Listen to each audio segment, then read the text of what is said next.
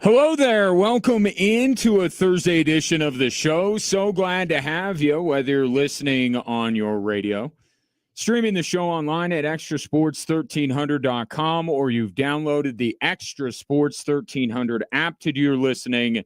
And that app, which is free to download and free to use, is sponsored by Diversus Health, mental health and well-being for all. More familiar surroundings today as I am back in studio. The travel plans are non-existent over the next week. So back in studio with a veritable cornucopia of sports topics coming your way over the course of the program. Got two guests. Corey Roldan from KKTV 11 will be my guest in the next segment. And then Jeff Fedotin, who covers the Chiefs, will join me in hour number 2 as we really start getting into Sunday's game. And I have a question that I want to ask off the top, and I'll just propose it, and then you can fire away, and we'll get into this topic as we proceed. 719-247-1313. Who is this game more important to? The Denver Broncos and the Kansas City Chiefs, because I think both teams have some importance, a lot of it, to this game. But who's it more important to? Take your thoughts on that. I'll ask my guests that question as well. But I want to start with the Denver Nuggets. And I went on quite a bit yesterday about Nikola Jokic and what he did against the Sacramento Kings. And I did not think, and shame on me, did not think he was going to follow it up with an arguably better performance. I mean, it's the second night of a back-to-back, for Pete's sake. The very next quarter of basketball that Nikola Jokic played, after that masterclass he put on against the Kings, he drops 25 in the first quarter. He was on pace for what would have been the ultimate not since Wilt. He was on track to do the thing that Wilt is known for. And only because he sat most of the second quarter did he fall off the pace. If that game last night would have been, if it would have been continued going the way that it had when Nikola Jokic came out of the game, I don't think Nikola Jokic would have stopped at 55. I don't think he would have stopped.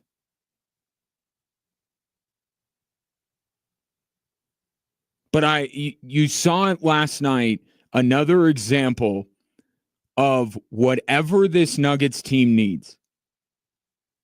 In that moment, Nikola Jokic will provide. Now, does he go into a game with a certain game plan? And I think it's facilitating getting everyone else involved. I think that's what he would like to do. But you saw it as clearly as I did and as Nikola Jokic did. First few minutes of that Clippers game, it's like, oh, they don't have it. On the second night of a back-to-back, the Nuggets don't have it. So it starts with Nikola Jokic rim running and throwing down a thunderous dunk, which he only pulls out for very special occasions. That got the boys juiced up. And it was a harbinger of things to come. Because he drops 25 in the first quarter. And you know why he dropped 25 points in the first quarter? Do you know why he scored 55 last night? Because the Nuggets needed him to. Some nights the Nuggets need him to rebound. Some nights they need him to facilitate for others. Last night they needed him to score. Because no one else on the Denver Nuggets was looking themselves. They lost 2/5 of their starting lineup over the course of that game. Christian Brown and Cam Johnson got hurt. And it makes you appreciate what the Nuggets currently have when you get kind of a flashback to what it was. And I'm talking about the bench. The non-Jokic minutes were a problem for the Denver Nuggets last night. So it makes you appreciate that last night was an outlier for Jonas Valanciunas, Bruce Brown, Tim Hardaway, and company. They've been very good through 10 games. Game 11 wasn't their night. So you kind of get a side-by-side comparison one night after the Sacramento game of what the Nuggets are now and what they used to be.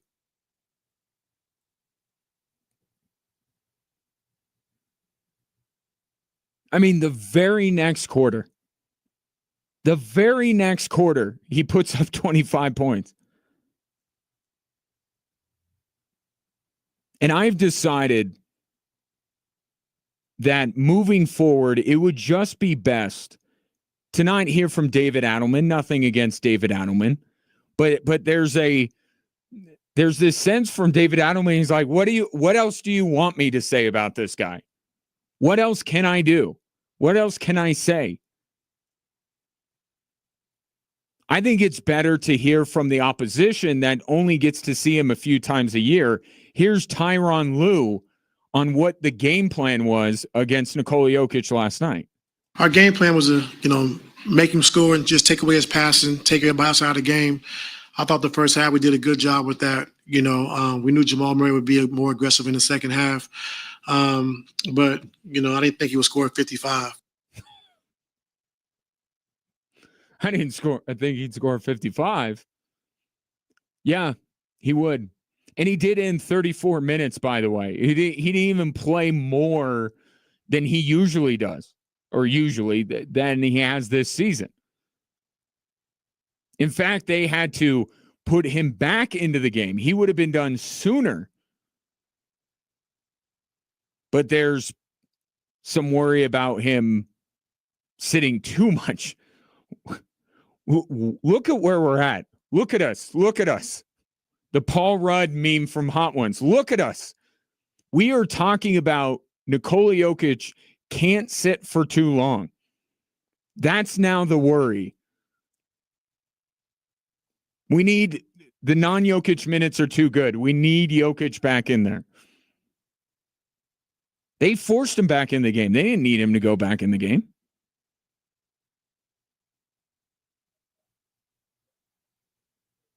$55 points on 18 of 23 shooting. He missed 2 free throws, by the way. So he missed 7 shots all night. Most points that he's ever scored in the first quarter, if you were wondering. But here's the thing about it. Ty Lue not only is one of the best coaches that we have in this league, they just played the Denver Nuggets in a 7-game series. Ty Lue is no stranger to playing a Nikola Jokic-led team. And you know what he had last night? The right game plan. It was absolutely the right game plan. Because we've talked about on this show many a time, the best version of Nikola Jokic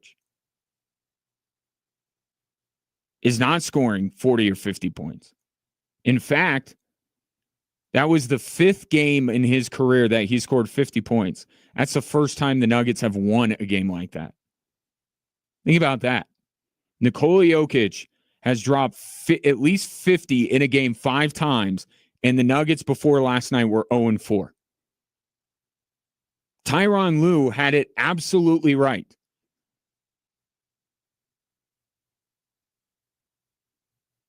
And look, it's not like anyone really came to Nikola Jokic's rescue.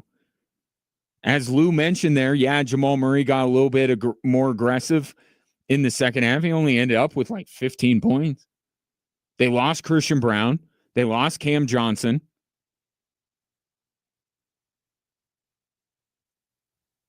We would actually, there's kind of 2 separate storylines here. The most important one is what Nikola Jokic continues to do. But there's a second storyline, which the Denver Nuggets should have lost that game, even with the performance that Nikola Jokic put up, because that's absolutely what you want Nikola Jokic to be doing. As unbelievable as it is that this guy can put up 55 points, 25 of them in the first quarter. That's what you want to do. You want to make him a scorer. And the Clippers did. The reason why the Denver Nuggets didn't lose that game was because the LA Clippers, to be polite about it, are terrible. Terrible. They just lost Bradley Beal for the season. Kawhi Leonard was sitting on the bench in street clothes. What else is new? It was Harden and Zubats taking on the Denver Nuggets. That's not enough. Part of the reason why that series went 7 games is because Kawhi played. So the Nuggets should have lost that game. Nobody cares, because the more important thing to talk about is what Nikola Jokic did. But if they were playing a better team than the LA Clippers, they would have lost. But that doesn't mean we can't marvel still at what Nikola Jokic is doing, and not his fault.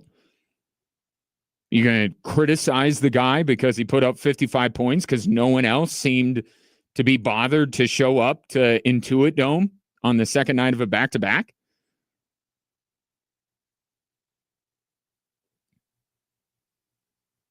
What we are seeing from Nikola Jokic, and I said this yesterday, so forgive me if it sounds like I'm repeating myself. This is a ridiculous start to the season, even by his standards. To do what he did against Sacramento, to follow it up the very next quarter with 25 points, and round to a 55-point night. It's ridiculous. It's ridiculous.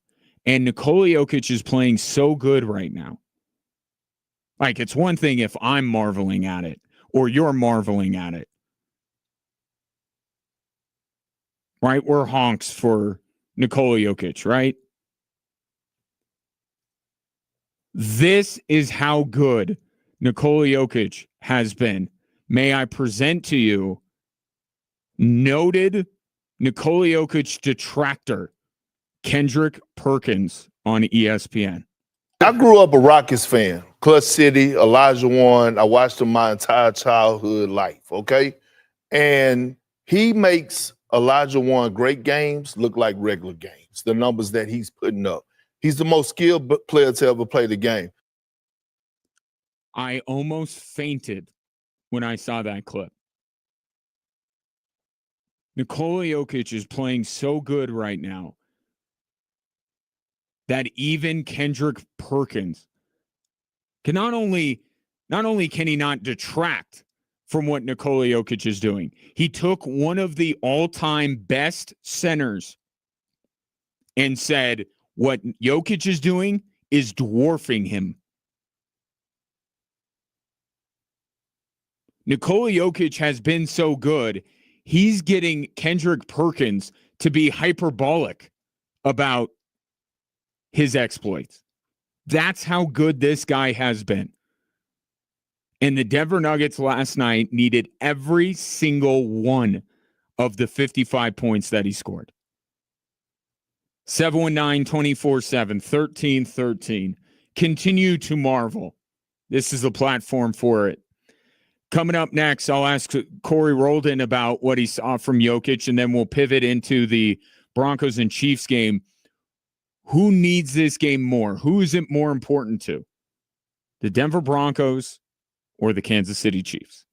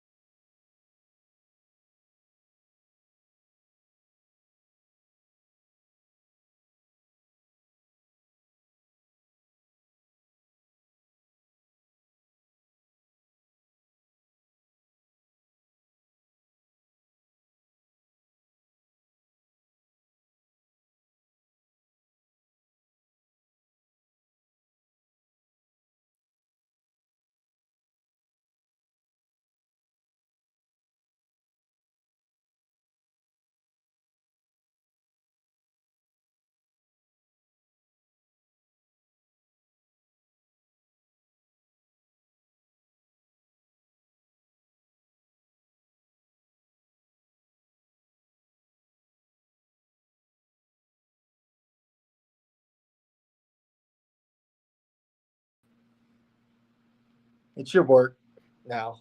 Let me turn this down.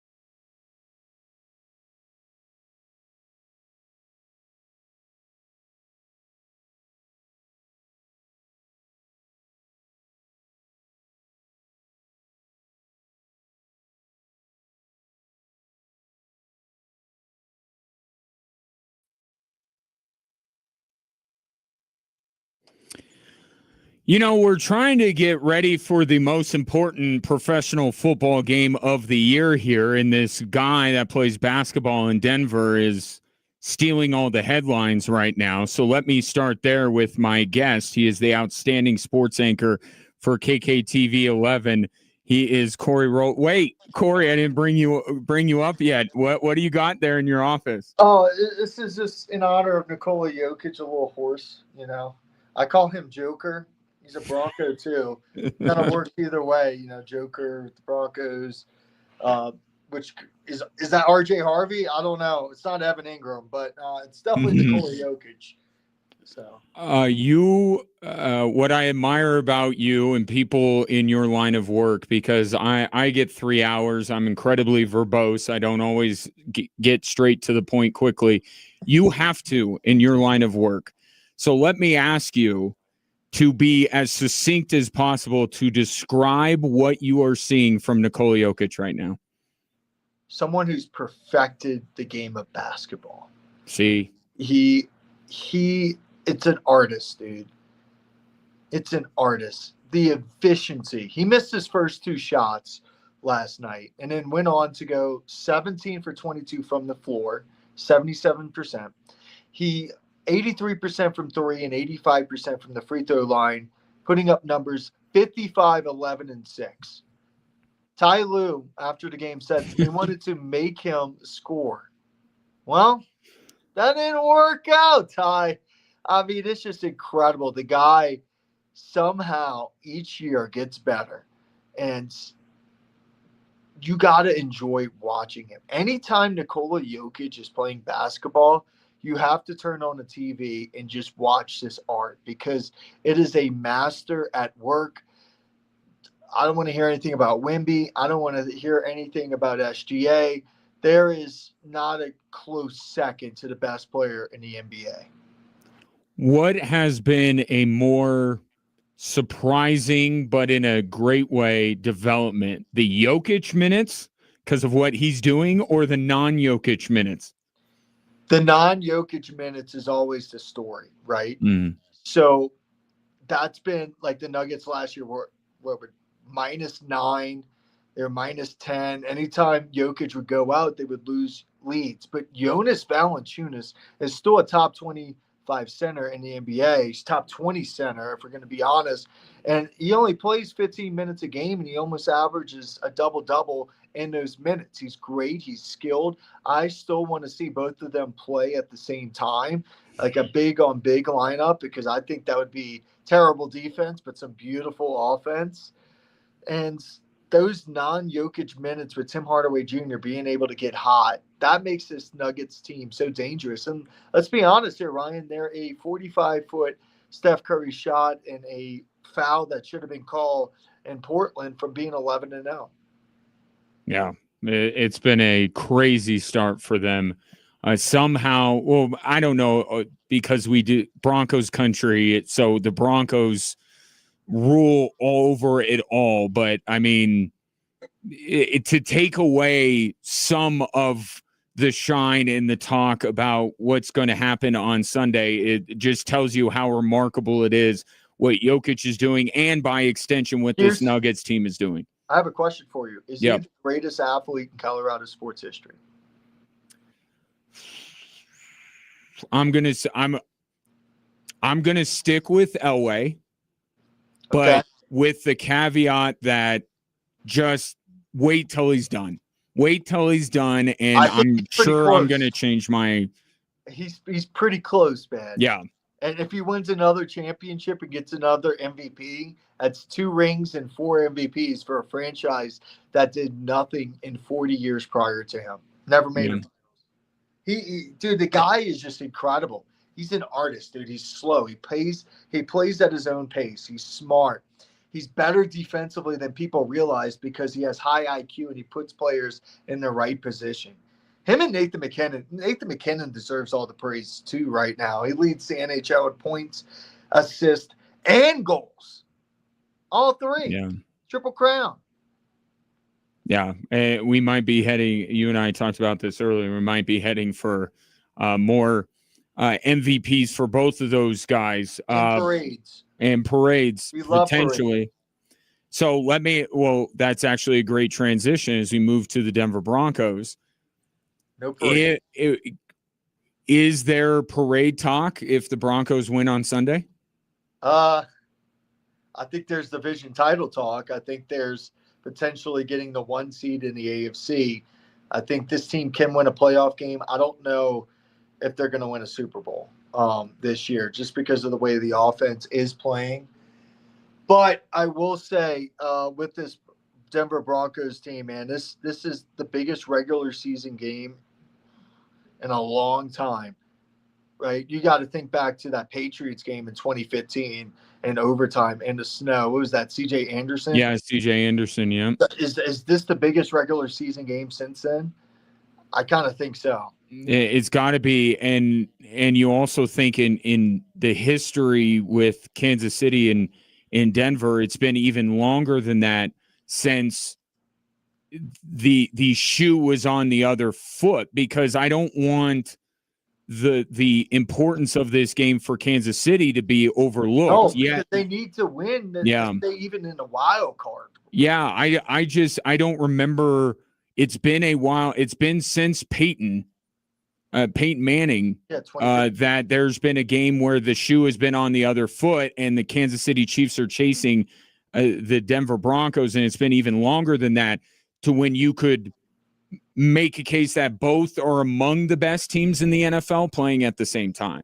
Yeah, it's around when 2015, 2014, Alex Smith years and then the Peyton years. But this is a huge game for both teams. The Broncos really could take control of the division, and then they play some teams that they should beat with the Commanders and the Raiders, the Jags. But this Chiefs team, man, honestly, offensively, they look better than they did last year. They were a little they won a lot of close games, but they didn't look good. They look good this year. Mahomes looks Mahomey. And defensively with Spags, they're still really good. So they're going to give the Broncos a lot of trouble. The Chiefs are better than what their record says. They're better than 5-4. They played some tough teams. They played obviously a good Bills team on the road. They played early on the Chargers in Brazil and lost. They lost kind of a fluky game to the Jags. But the Chiefs team, they're still the Chiefs. They're still the team to beat in the AFC. And you can't count them out until they're actually out. And for the Broncos, we talked about this. For me, it's about controlling the line of scrimmage, time of possession, getting pressure on Mahomes, which the Broncos have done the last 2 years, especially at home, and get turnovers. If they do those 3 things, time of possession, pressure, turnovers, they will win. So I think I know your answer, given what you just said, but I'll ask the question.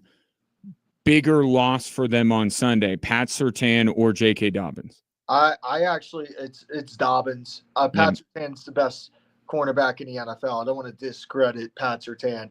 I actually have a different thought process with the Chiefs offense. I think they spread the ball around and they have a lot of different weapons. They don't have a number 1 target that's absolutely dominant that Pat can go and just lock down. I know we think of Kelsey, but I don't think Kelsey is nearly the same player he has been like even 3-4 years ago right now. So Dobbins, what is he in the NFL? Let's see. Give me 2 seconds. Yeah. What is 6th? 6th in the NFL in rushing? Is that right? No, I'm 5th. And he's 16 yards away from being 3rd in the NFL in rushing. He's got over 770 yards rushing. He's been the best part of the Broncos offense this year. Now, I'm excited to see what Harvey does. He's dynamic running back. I'm in agreement with you that they're going to split carries, but I think he's going to get a lot more touches. And when he has gotten a little bit of holes, he's done a really good job of making players miss and in finding holes. So I'm excited to see what the rookie can do. And if he can give this offense just a little bit of spark, get a break a 20-yard run here and there just to give the offense a little bit of juice. Because when this offense has been good, Harvey has scored. The Texans game on a wheel route, The Cowboys game, he had 3, but he broke off that long run on the second drive of the game. And then obviously the Bengals game, he was pretty good as well. Where are you at? Let me take your temperature on Bo Nix after what because they've had 2 games since you and I last chatted. So where are you at with Bo Nix right now?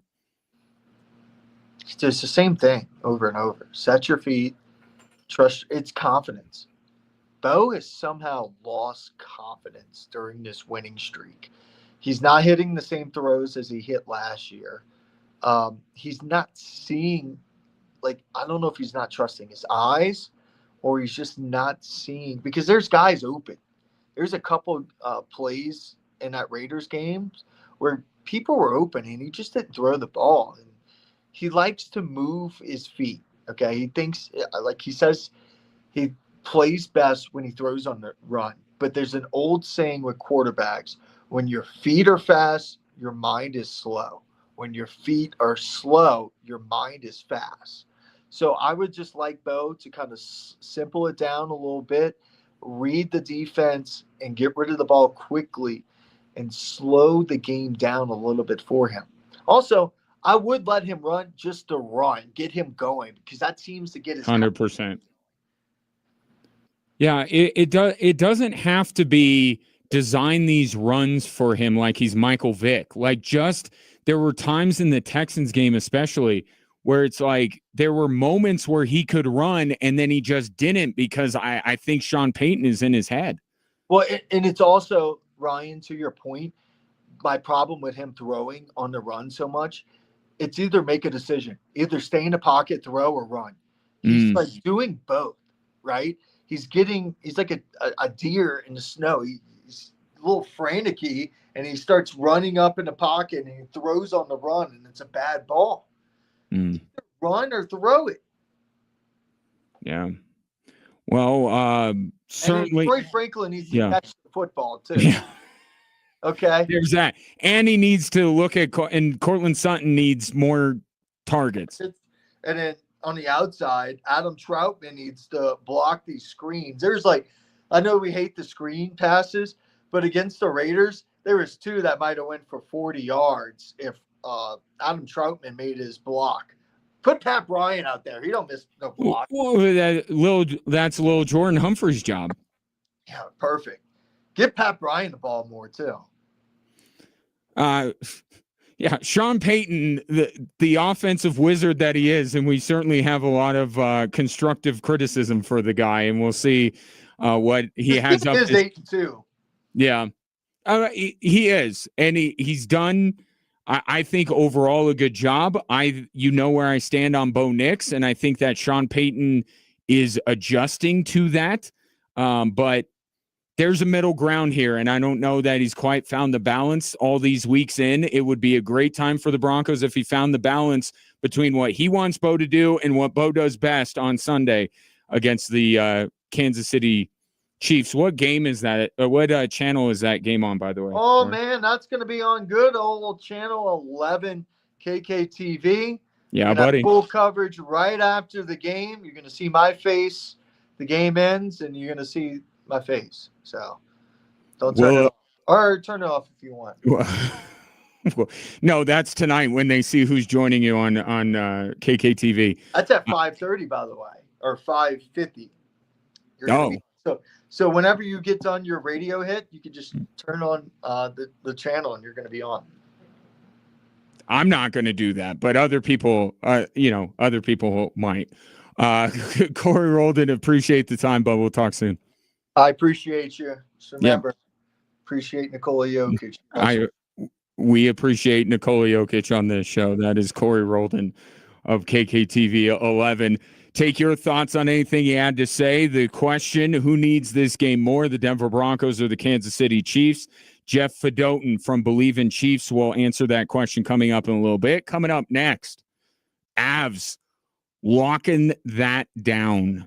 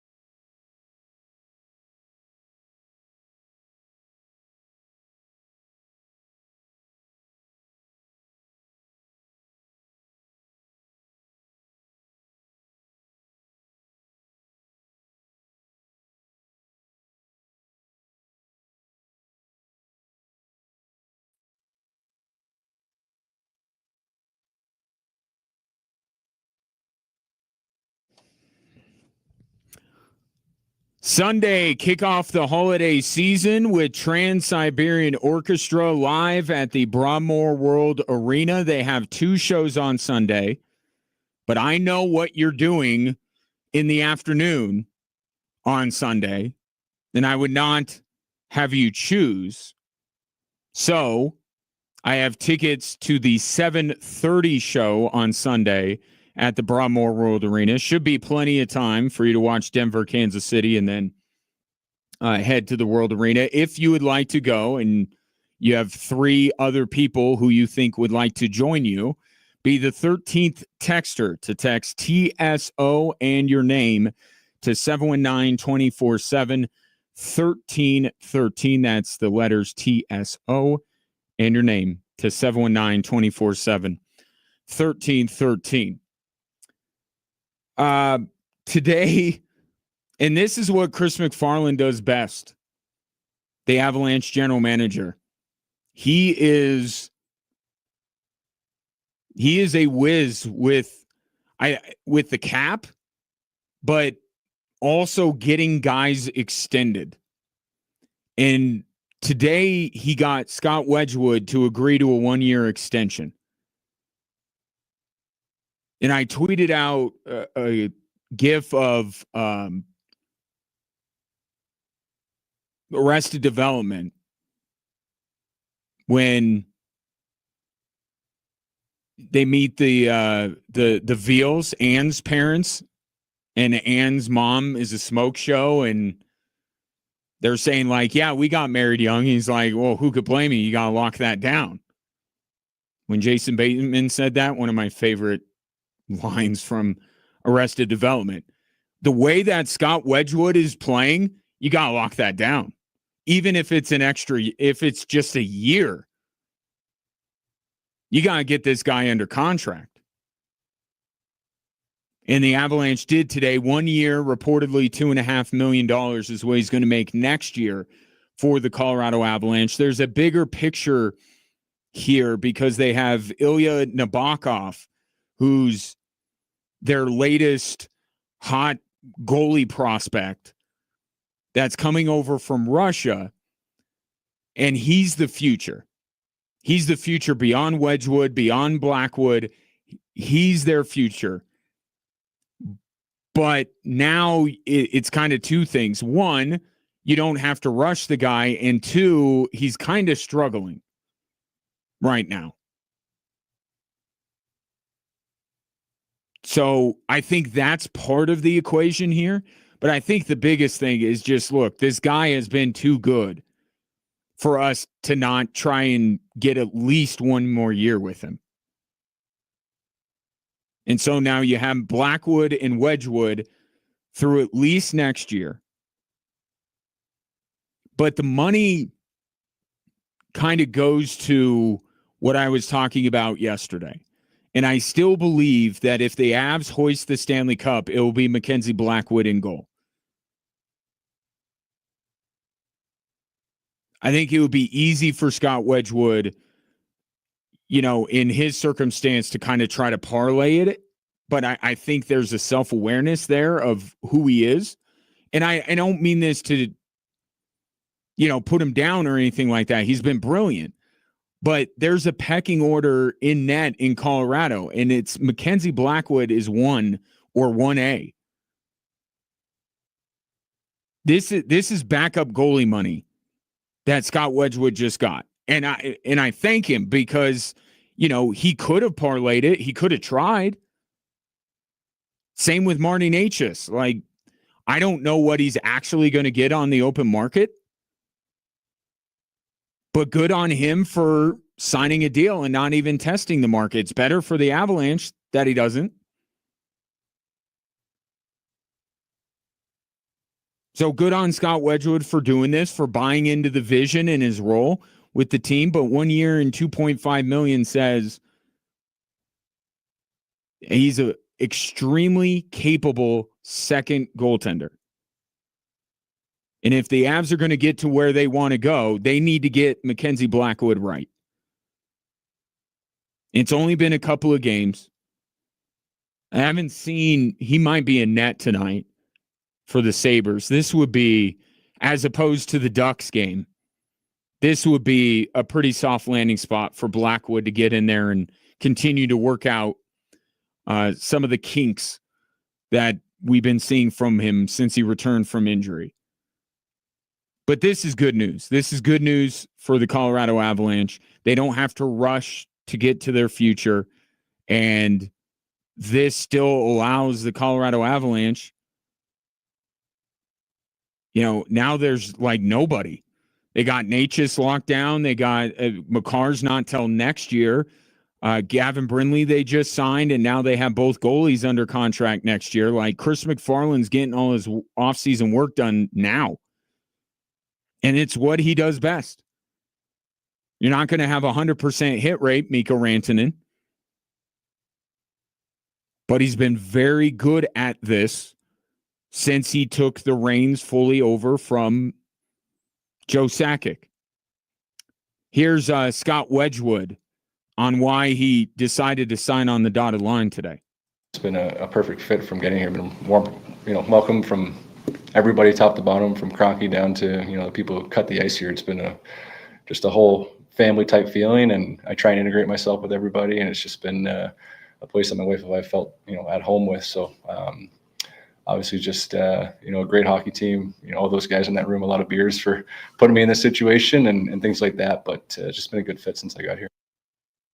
And that's a little, it's him being self-deprecating, but there is a little bit of self-awareness in there, right? We know what the premise of the Colorado Avalanche is. It's the investment, the real big-time investment goes in the guys playing in front of a goaltender.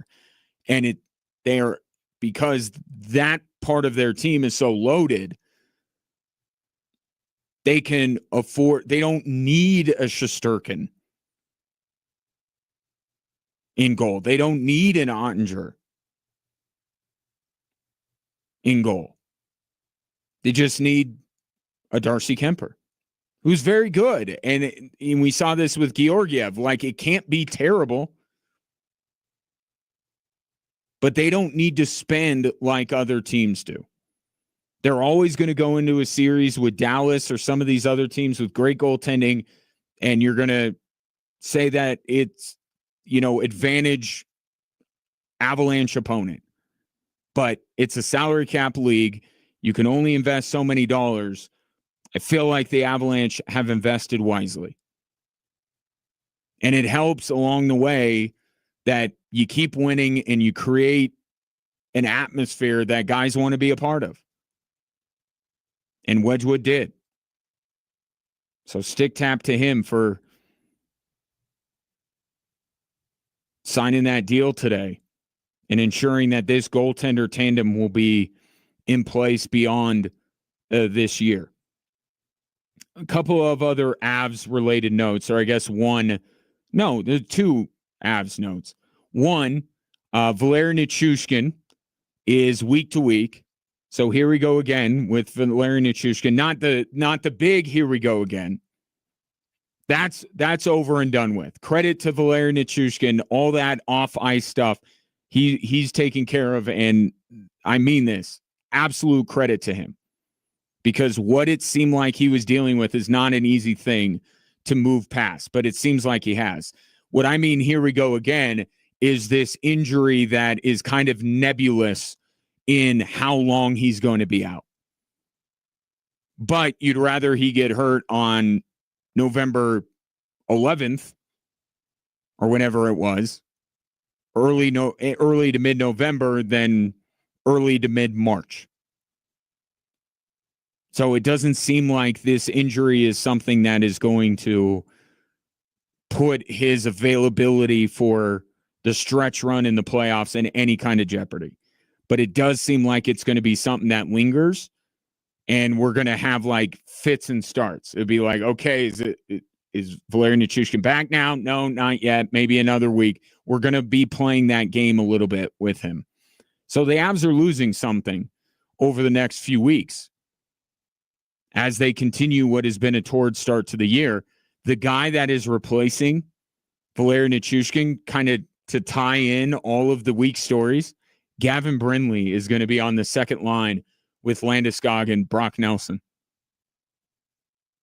Now we really see what Gavin Brindley is. What a year Gavin Brindley is having. Like, we could talk about Nathan McKinnon and Scott Wedgwood and Cale Makar, but think about Gavin Brindley. What his last couple weeks have been. He earns a shot to play 3-on-3 overtime, wins the game for the Avs, gives them their first overtime win of the season, gets an extension, and now he's going to be playing with the captain and Brock Nelson. On that force multiplier line, that second line that turns a very good Avs team into a great team. And we'll see how Brindley fits. I'm interested to see it. I think this is the right call, though. You know, Jared Bednar has talked about he wants his lower lines to have an identity. And if there is a guy, it's not Parker Kelly. You don't elevate somebody like that. Jack Drury doesn't make any sense because of his position. I mean, Gavin Brindley makes the most sense, but you want to keep the Kiwi Rantas, the Parker Kellys. Obviously, Logan O'Connor's hurt right now, but if he were healthy, he wouldn't be a player that you would want to necessarily elevate. Gavin Brindley makes all the sense in the world, and why not push him a little bit here? Jared Bednar did it the other night against Vancouver. It worked out. See what Gavin Brindley does with Landeskog and Brock Nelson. And then, as it always seems to be, one in, one out. So Valeri Nichushkin out, Sam Girard back in. And I don't mean this to put down Sam Girard at all. Because I know Sam Girard is a popular punching bag around here. I know that. I think Sam Girard, for what he is as a player, is just fine. I think the problem is people want him to be more.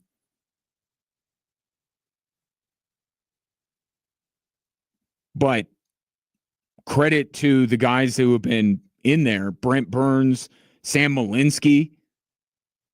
That's another guy like Brindley that you're going, wasn't expecting this. I don't know if you've missed Sam Girard.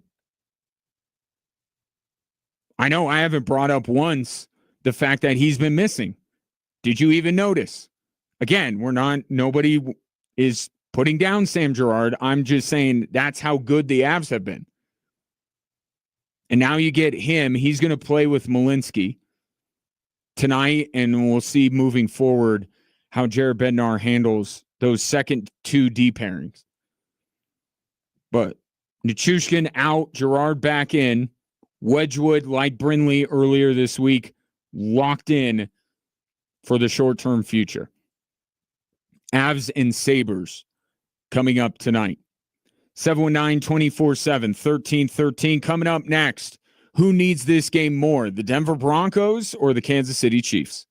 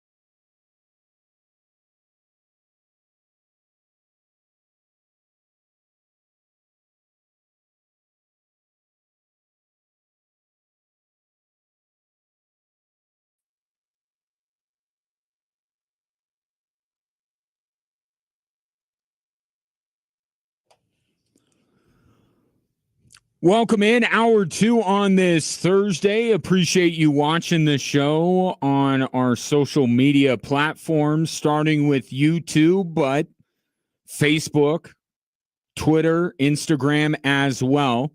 The handle is the same in all of those places at XTRA Sports 1300. If you follow me on those platforms, a couple of them. I'm not as abundantly available on social media. This show is.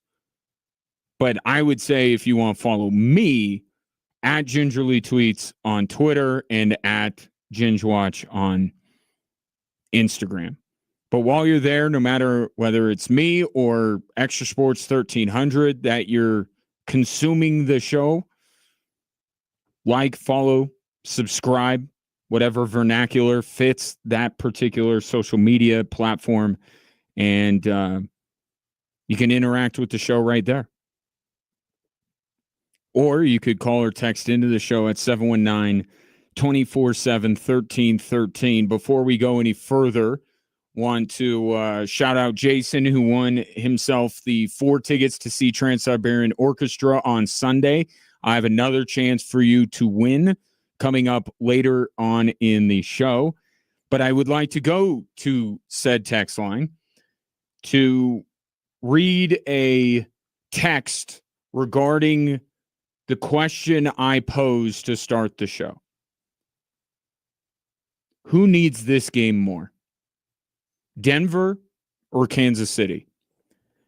And I think that this texter cuts right to the heart of the matter.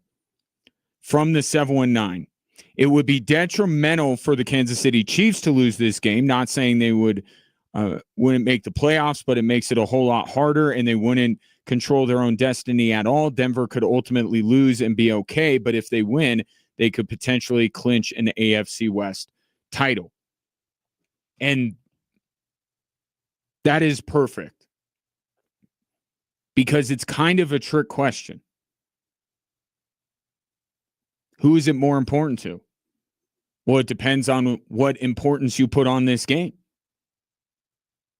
For the Kansas City Chiefs, what the texter pointed out is absolutely right.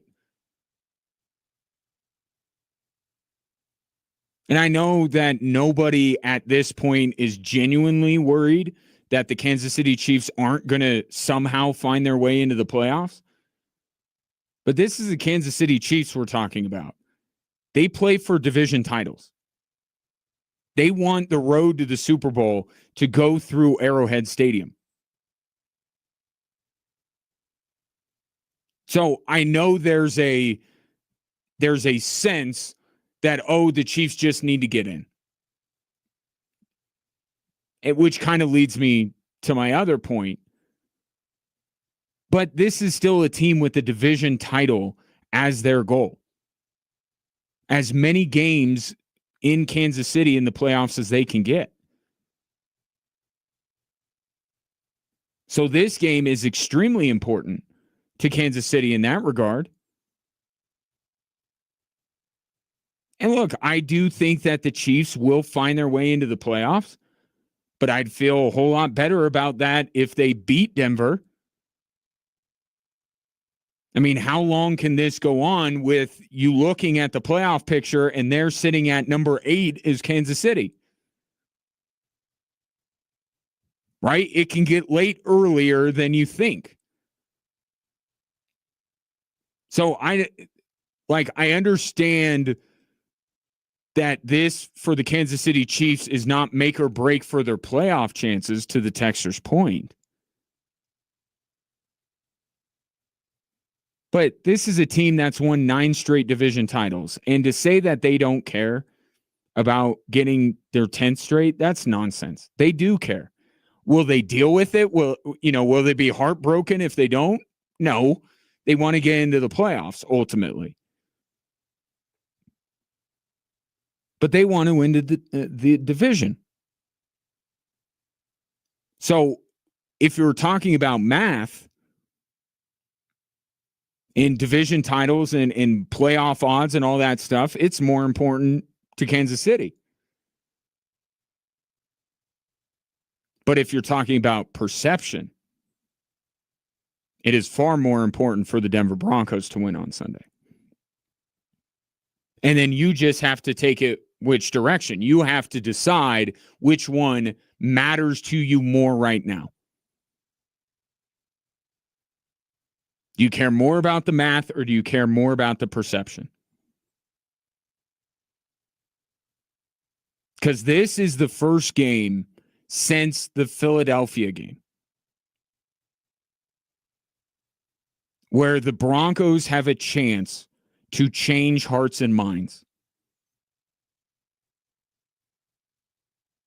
After the Philadelphia game, everybody was climbing on the bandwagon. You notice how quickly people have jumped off in the last few weeks?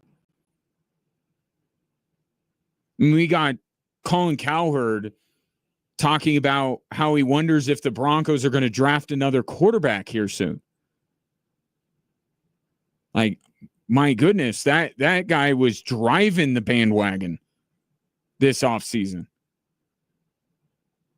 But you said after the Philadelphia game,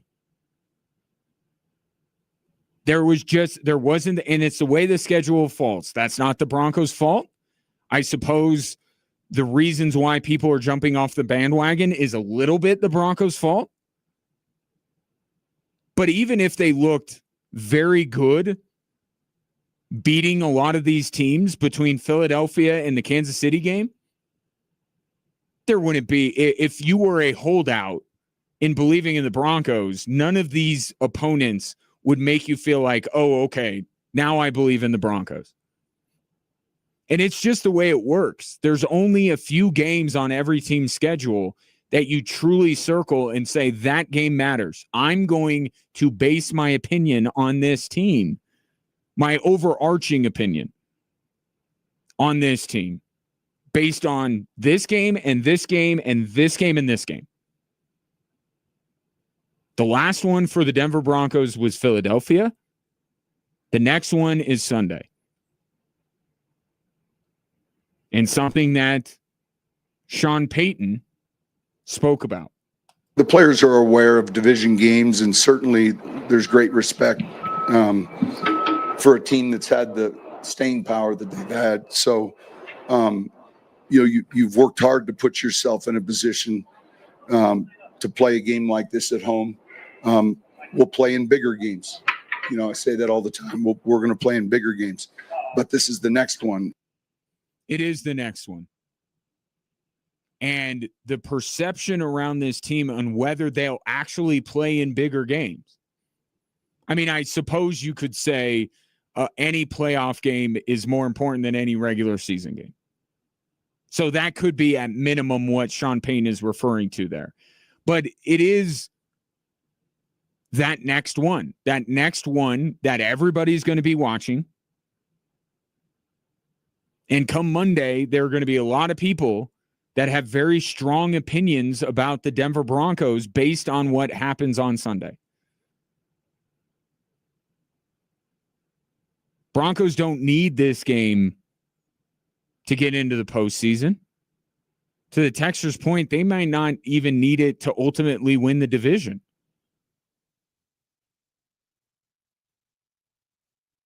But they need it for perception, nationally and locally. Because Sean Payton, those words that he spoke after the Buffalo game and how they felt about their next opponent, laid the groundwork that no matter what happens around the two Kansas City matchups, none of that is more important than these two games. The math has worked out where this may not ultimately decide the division. Maybe it does, maybe it doesn't. We still got time. Probably the Christmas game will have some of that consequence to it. But I think if you are really going to buy in to this Denver Broncos team and what they could do, they have to win on Sunday.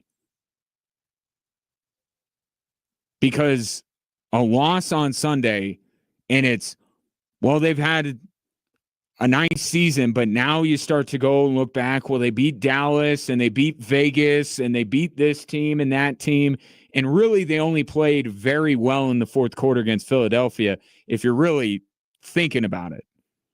Right? That kind of talk is going to happen. And it's already been happening. Right? This fourth quarter Broncos versus the first three quarters. And it's starting to become more of an issue about the first three quarters than marveling at what the Broncos can do in the fourth. It's kind of the next step. All right, we get it. Fourth quarter, you're good. You're locked in. You can win games. How about the previous three quarters that I got to sit through? When are you going to do something there?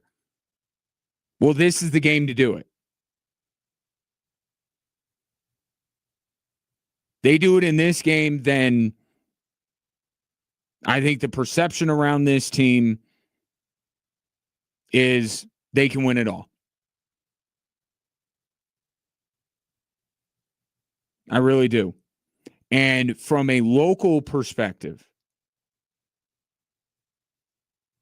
right, it's not that the Broncos are on this long losing streak to Kansas City. They already snapped that streak and they did it with Russell Wilson.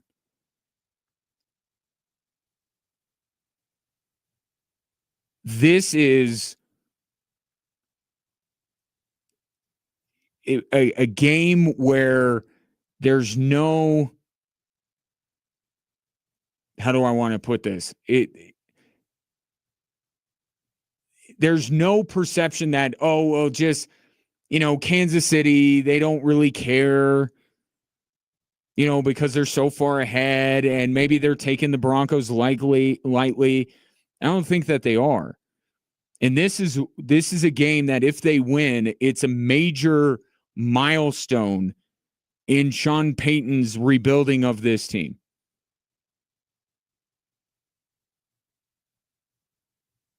Because Kansas City's not missing anything. And I'll say certainly the team that you could say is missing more in terms of personnel on Sunday, it's Denver. It's not Kansas City. The Broncos, because of the way they've played, because of the situation that these two teams find themselves in, the Kansas City Chiefs are solely focused on the Denver Broncos. It's not looking ahead to a matchup with Buffalo or Baltimore. Their entire focus is on Denver, and it's been on Denver for 2 weeks now. The Broncos are getting post-bye Andy Reid on Sunday. They're getting arrested Patrick Mahomes. They're getting an overall healthier Chiefs team than the Broncos are right now. Because of the way this season has played out for both teams and where they find themselves going into Sunday, you're not going to be able to dismiss what happens on Sunday. What happens on Sunday, it's real. Nobody's overlooking anything. Chiefs need it more to get into that playoff picture, still have a chance at the division, and losing would be very detrimental to them for the division. But in terms of perception, who needs this more? Denver does. Take your thoughts at 719-247-1313. Who needs this game more? Really? Which do you value more? Which, at right now, what is more important to you? Are you just looking at that finish line and saying you just need the Broncos to cross that line and be division champions? And even if they don't beat Kansas City, they have plenty of games that Corey Roldan brought up in the last hour that they should be able to win. Is that all you're focused on, or are you focused on that the stuff that's harder to quantify? Perception, vibes, all of that kind of stuff. That's really what I think the question is. 719-247-1313. Jeff Fedotin from Believe in Chiefs. How much do the Chiefs need this game? I'll ask him next on Extra Sports 1300.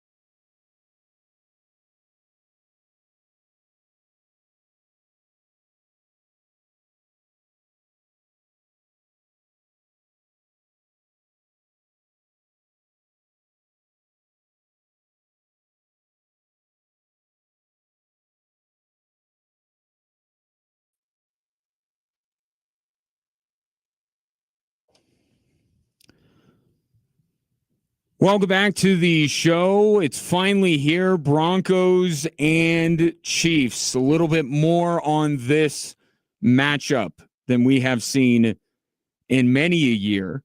Joining me now to discuss is one of the outstanding hosts of Believe in Chiefs on Believe Network. He has been on the show before because he is great at what he does. He is Jeff Fedone. Jeff, great to have you, buddy. Good to see you. How are you?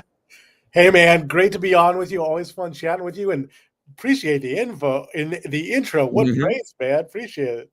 Well, you deserve it. So let me ask you, with your encyclopedic knowledge of the Kansas City Chiefs, when's the last time that the consequence of a Broncos-Chiefs game felt like it does this week? Wow. Definitely not in the Patrick Mahomes era.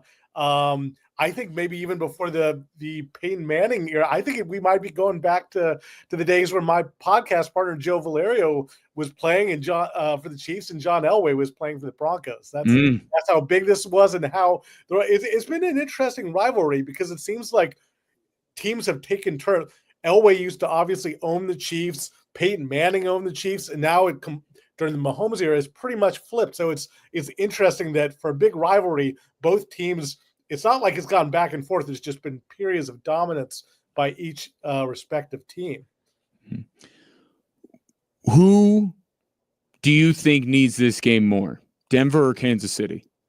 Absolutely the Chiefs, because like if they don't win, they're 5-5, and Denver is then 9-2 with a game on Kansas City. Like if the Chiefs lose, I don't see how they can win the division. I think they would still make the playoffs, and the Chiefs have proven they did this once during their great run here in 2023 that they did win the Super Bowl by winning 2 playoff games on the road, but that's really tough to do, and this would be 3 games on the road, and their margin for error is not quite, it's a little bit more slim than it used to be.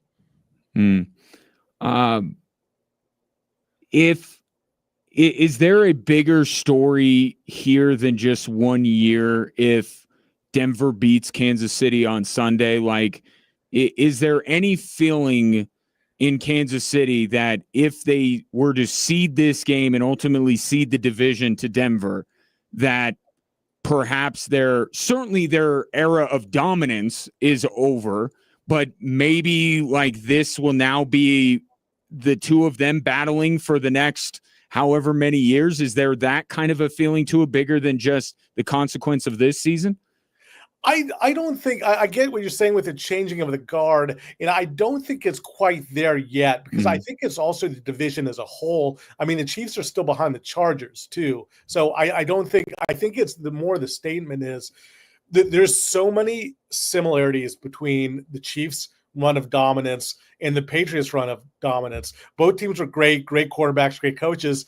But they also beat up on a pretty lousy division. I mean, the Jets have been terrible forever. The pre-Josh Allen Bills were not good. The Dolphins have been looking for a quarterback basically since Marino.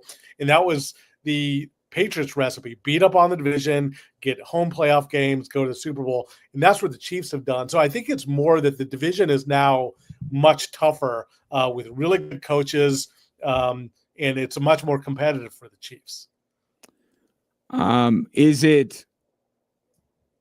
Can we just split up this Chiefs season before Rice and after Rice? I mean, does that his return to the lineup, does that feel like this watershed moment for this Chiefs team and everything's been different since? Huge difference. And I would even say like the difference between having Worthy and Rice, the fact that Worthy basically missed 3 games and Rice was also gone for 6.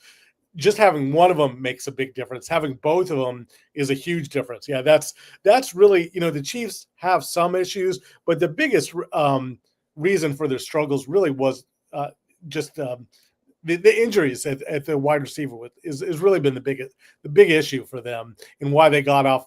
They started out 0-2 and it's been hard to dig out of that hole. They're still outside the playoff. If the season ended today, they would still be outside the playoff picture. What's the state of the Chiefs offensive line going into Sunday?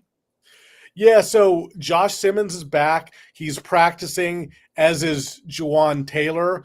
They've been pretty coy on whether Josh Simmons is going to play after missing all that time for personal reasons.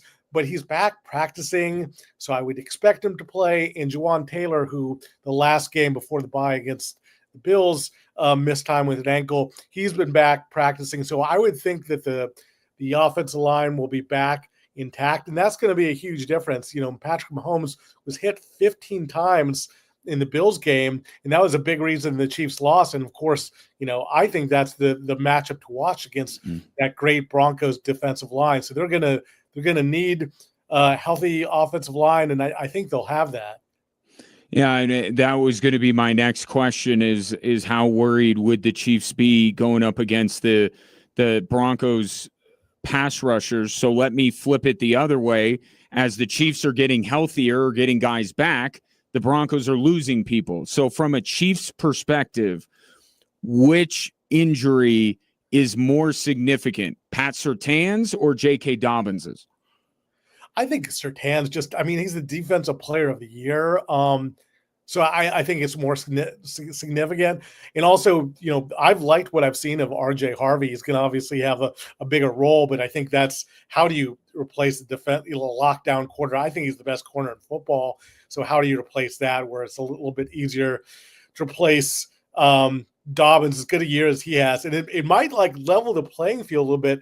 I don't expect Isaiah Pacheco to play. I thought he'd actually be back with a minor knee injury after the bye, but it's kind of looking like he's not going to be playing. So maybe that evens both will have their kind of starting running backs out. So it might kind of level the playing field for the respective running games. So what's wrong with Chris Jones, Jeff? He talked with the media on Thursday today, and he admitted that it's been a tough season, and he was very optimistic. The second half is going to be better for him. Yeah, he has. I wrote about this for Forbes.com. He has just 2 sacks. It's the lowest. He's never had this few sacks since his rookie season in 2016. He's actually been pretty good against a run. I was trying to find some stats for that. It's hard to find analytics on run stats. So he has been pretty solid on that, but he has not, he was dominant. And yes, he's been getting a ton of double team blocks, but he's always been getting that. And he usually beats them. So you wonder, he's 31, maybe age is catching up to him a little bit. And it's not just the sack numbers, that Jacksonville game, the Monday night game they lost, he stopped pursuing the play when Trevor Lawrence tripped twice near the goal line, and Lawrence ended up running in the touchdown. So that's the end of the game. The end of the game against the Chargers, Justin Herbert sealed it by running for a first down, and Chris Jones lost contain. Now, credit to him, he's been a stand-up guy. He admitted those errors about both of them. He even talked about the Chargers play today on Thursday. So yeah, he's been that I think is a concern for the Chiefs. The defense is still really good, but if Chris Jones is just good and not dominant, that might put a little bit of a ceiling on how far this team can go, or at least, again, I talked about the margin of error. I think when they had great Chris Jones and great offense, they could beat you in so many ways. This team absolutely can still win a Super Bowl, but if Chris Jones is not dominant, it is more difficult, obviously, to do so.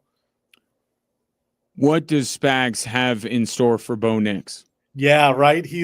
I think with a whole week to come up with stuff, that I think he's going to have some very creative blitzes. I'm sure he's going to have something. I think he's the best defensive coordinator in the league. I think Vance Joseph is up there too, but I think Spags has a little bit less to work with, and that Denver defense is so talented. So yeah, I'm sure that's going to be one of the storylines of the game. Second-year quarterback versus a guy who's so good at deploying creative blitzes like Coach Spags is. What has been, whether it's Spags or our Broncos coordinators speak today, I don't know if the Chiefs have the same schedule in terms of when their coordinators speak, but whether it's Andy Reid or Chris Jones or anybody, what have they said about what concerns them going up against Bo Nix and the Broncos offense as by extension? Yeah, the Chiefs have the same schedule. The coordinators spoke here on Thursday, and they were giving nothing but praise to Bo Nix and the offense. I think you have to. I think that they may not have been worthy of that praise during the last time we saw them play on that Thursday night game. My eyes are still burning from that, Ryan. It felt like Thursday night football. I thought we had kind of gotten past that of those sad sack games, but I'm digressing. But they were praising Bo Nix, and they were certainly praising Sean Payton, how difficult he is to prepare for. Coach Spags, he's such a great coordinator. He's such a great quote. He really is informative.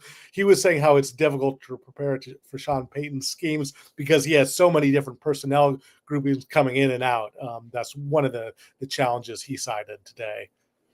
Well, it's funny because we're talking about how Sean Payton needs to stop sending in so many different personnel groupings before every single play. And it's funny to me, Jeff, because I hear on a weekly basis when I hear whether it's guests that cover the opponent of the Broncos or just hearing from the opponent's coaches, they always talk about Bo Nix with his legs. And then we're talking here about how Sean Payton won't let Bo Nix run. And now here we're talking about, how the personnel groupings kind of throw off the defense. And we're talking here locally about how Sean Payton's got to stop that because it's confusing the defense, but it also might be confusing and panicking Bo Nix. It's funny, Ryan. He must be known for that. I wrote a feature for Forbes.com about the play script, the 15 play script. Mm-hmm. I apologize if you hear my dog barking in the background. Hopefully it's just adding color to the broadcast here. But anyhow, I interviewed Brian Billick for this story, who's been out of the game, obviously, for a bit, the former Baltimore Ravens coach. And when I was asking him about scripting and stuff, the first guy he cited was Sean Payton for saying that, like, he called it probing, that he, like, would send in so many different personnel formations just trying to probe the defense and see what worked and what didn't. So he really, I guess, is a master of that. Maybe sometimes it sounds like he goes a little too far, but kind of interesting that that's what he's known for, clearly. Well, I think, not to add too much editorial here, but I think when you have Drew Brees as your quarterback, it's maybe easier to get away with that stuff than when Bo Nix is. But that's the challenge that is going on every week, regardless of whether it's the Chiefs or any other opponent against the Denver Broncos. Let me ask you this, Jeff, in closing here. What do you think ultimately, whether it's you mentioned the pass rush of the Broncos against the Chiefs offensive line. Is it that for you, or is it something, some other aspect of the game that you think you're looking at that could ultimately tip the scales one direction or another? I think the obvious key is the one you mentioned. Again, Patrick Mahomes hit 15 times by the Bills defense, which is really not that great a defense, to be honest. They're okay. Certainly they don't have the talent on the defensive line that the Broncos do. So I think they're going to be better prepared with a week off, bye week here going into this matchup. But if Mahomes is hit like similar to that, double-digit times, maybe that really is going to favor the Broncos. I think the other key matchup, like we talked about, is just Bo Nix. Is that he's been a little bit inconsistent in his second year in how he play. If he plays like he did on Thursday night, I don't see the Broncos winning. But if he plays like he has in the fourth quarter of some of these games, and like he did toward the end of last year, I think obviously the Broncos have a great shot.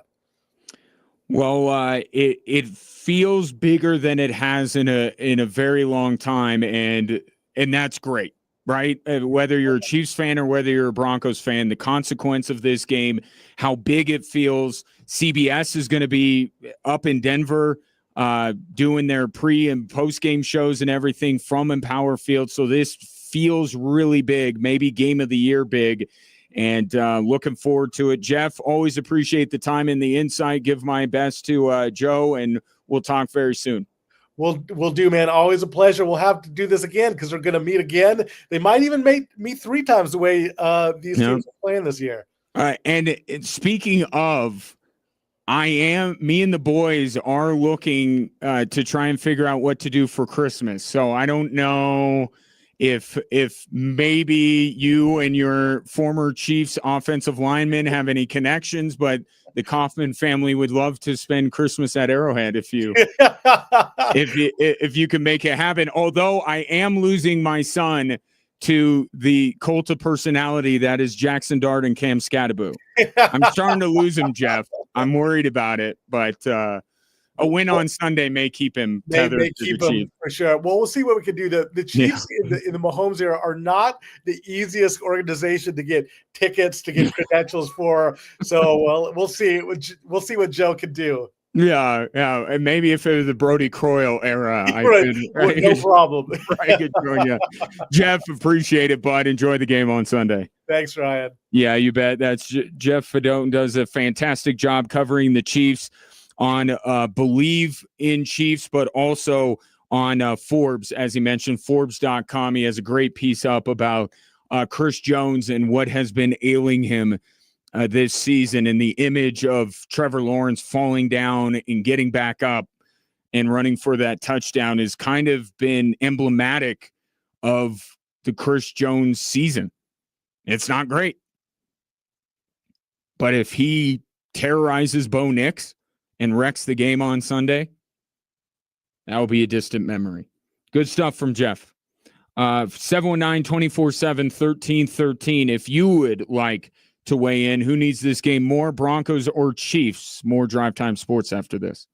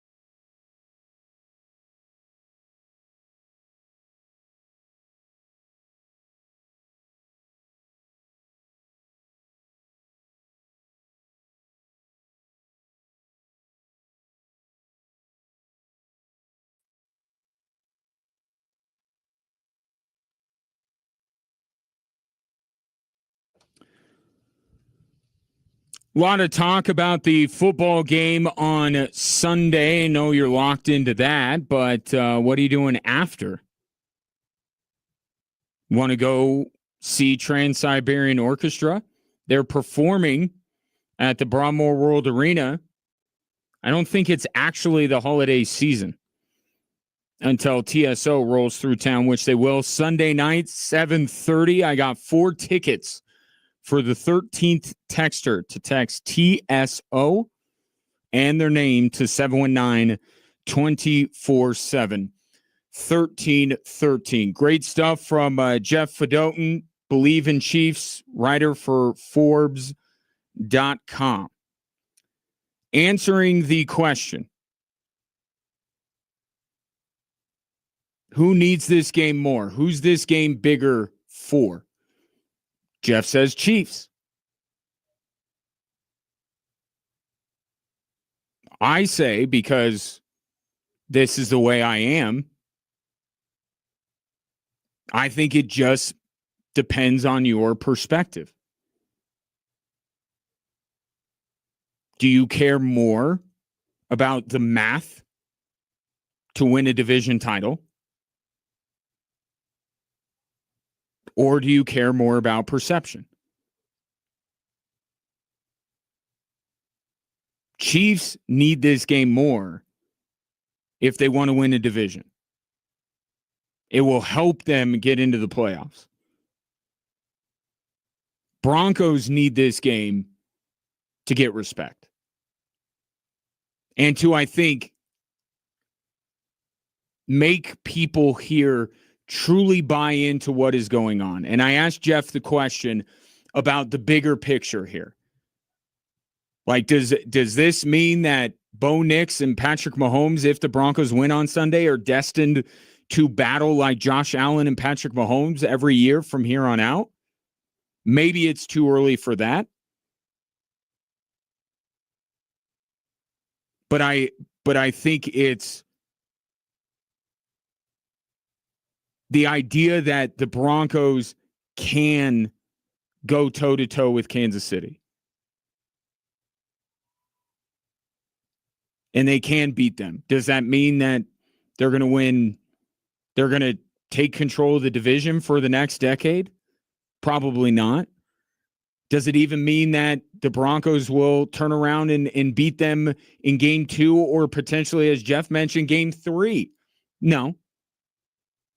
But it's kind of the next mile marker to say, especially with the rhetoric that Sean Payton has put out there about his belief that they have what it takes to beat Kansas City.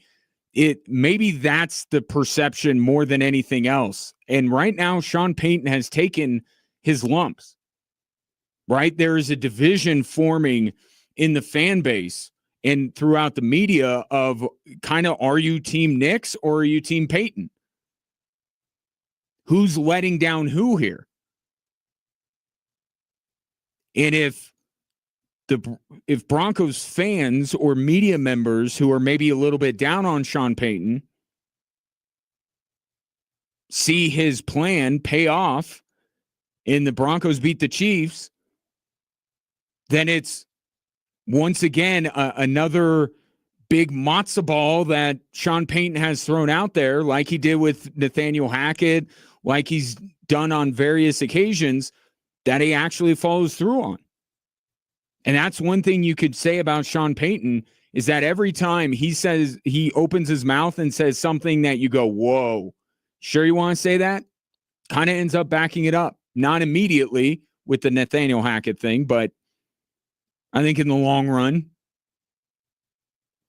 he's gotten the last laugh on all of that.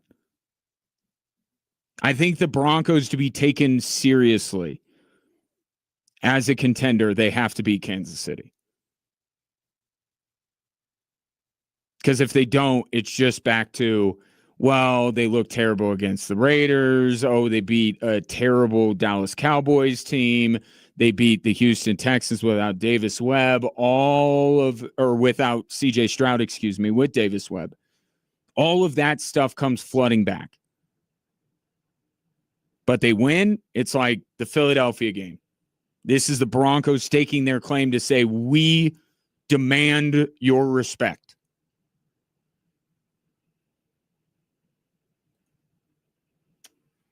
This from the 303. Kansas City could win the rest of their games if the Broncos can't beat them.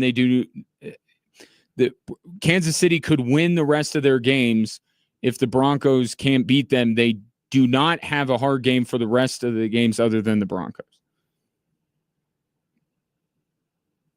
But take it from the other side of it. Look at the Broncos schedule. Okay, so maybe you're right. Kansas City doesn't beat Denver, but they win the rest of their games. Well, I don't think Denver is going to fall off a cliff here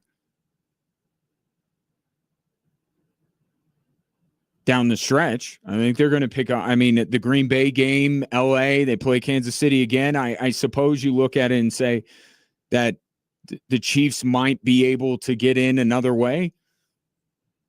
But that's a lot that has to happen.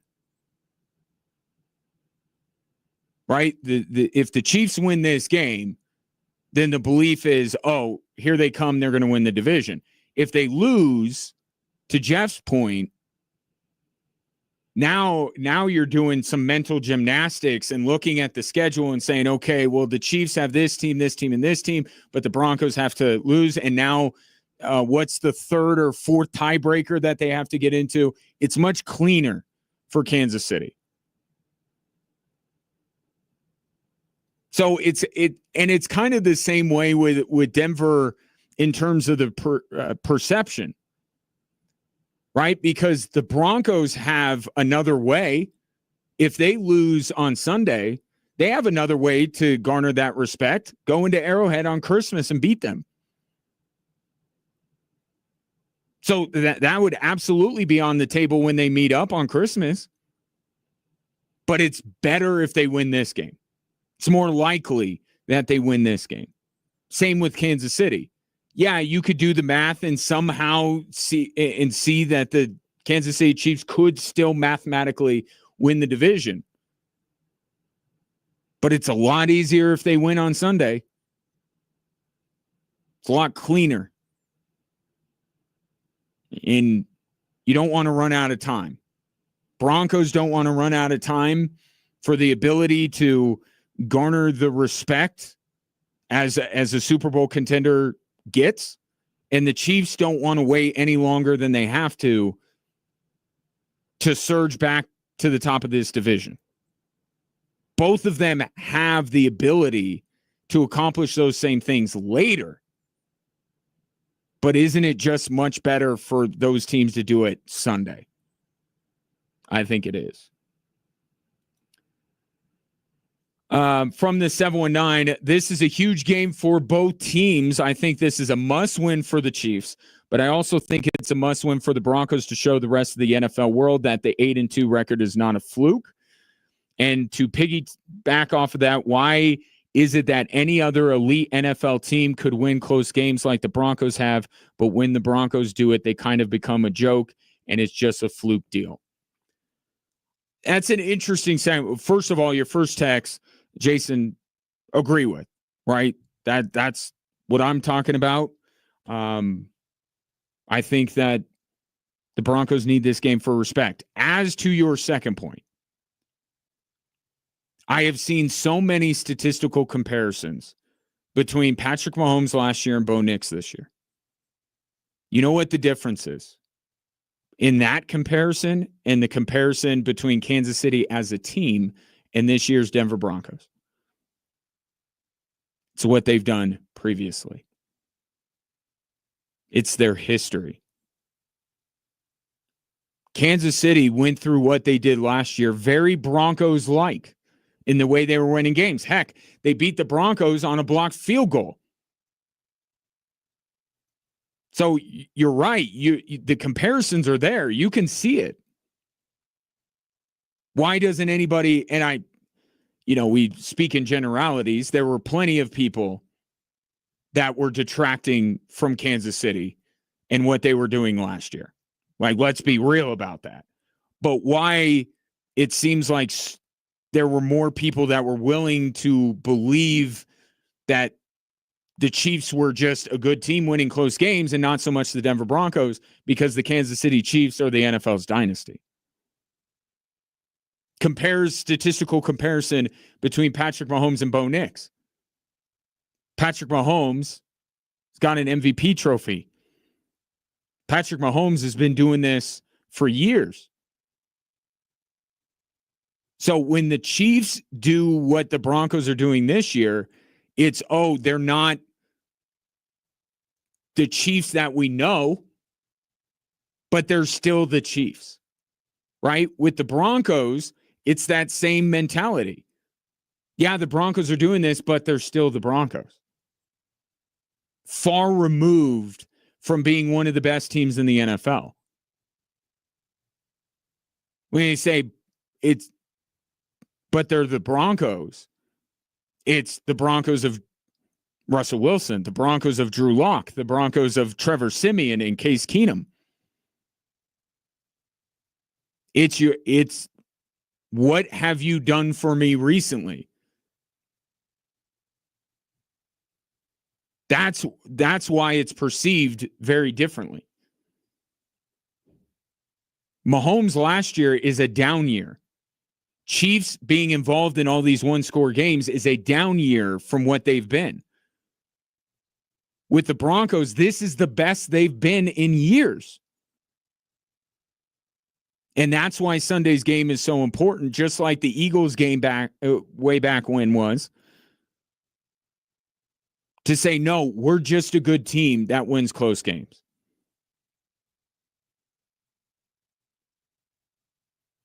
It's the recent history. That's why the perception is different. I see the similarities too. But it takes more to buy into what you're seeing from the Denver Broncos than it takes to dismiss last year as kind of a down year for Kansas City, or in some ways a bit of a fluke. And look at what the Chiefs have done this year. Started off slow, lost some close games, and everyone went, here's the regression. Here we go. And then what they decide to do? We'll just beat every team by 2 touchdowns. But that's where the perception changes. Now you have the Eagles game, and then you have the Kansas City game. The timing of this game is important because everyone's back on to Kansas City and everyone's off of the Broncos. They can flip that with a win on Sunday.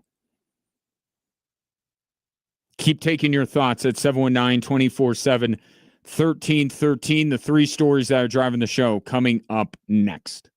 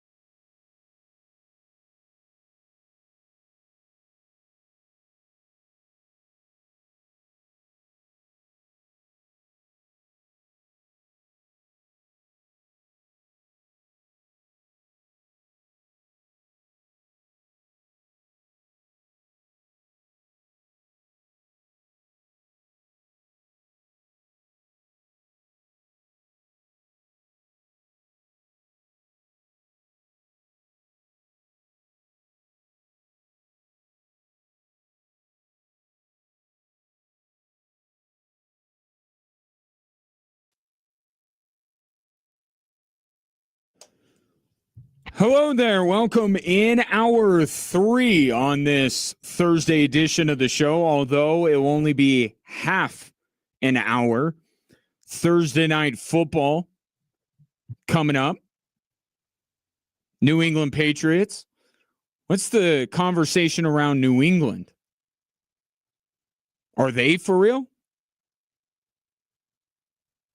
Maybe we'll get into that subject. I don't know that tonight's opponent will tell the story of how real the New England Patriots are, but it is funny that the perception around New England right now is they are on a rocket ship to the moon.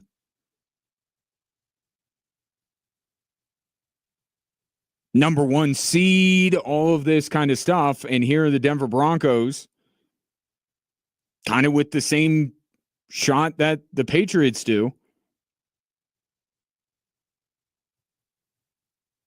Not being talked about that way. Why? Because New England beat Buffalo. And because Drake May is better than Bo Nix. But player for player, coach for coach, Broncos and Patriots, I think from a talent perspective, are about the same level, but Drake May's better than Bo Nix. That's one reason. And the second reason is New England slayed their dragon. They beat Josh Allen. Broncos have a chance to do that same thing on Sunday. Which kind of goes into one of the 3 stories that are driving the show, which I will get to right now.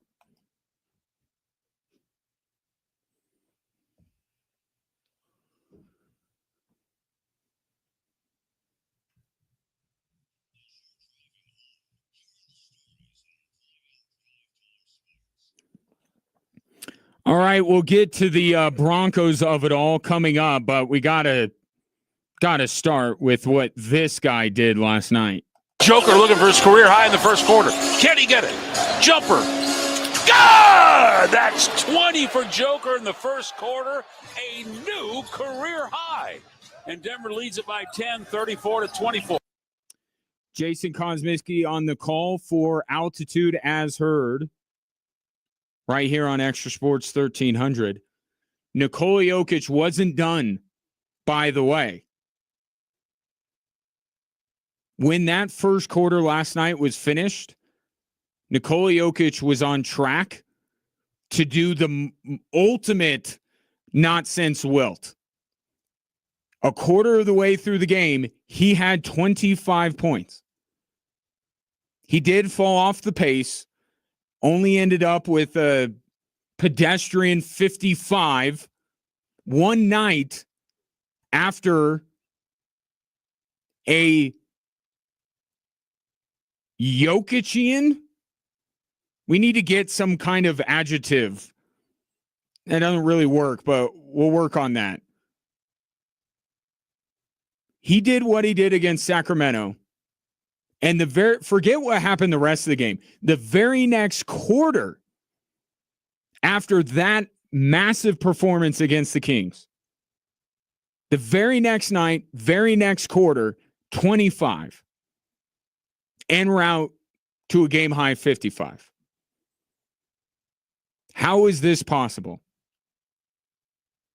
It's possible because the Nuggets needed it to be possible. That is Nikola Jokic. He does whatever the Nuggets need him to do. And opposing teams cannot stop him from doing the thing that the Nuggets need him to do.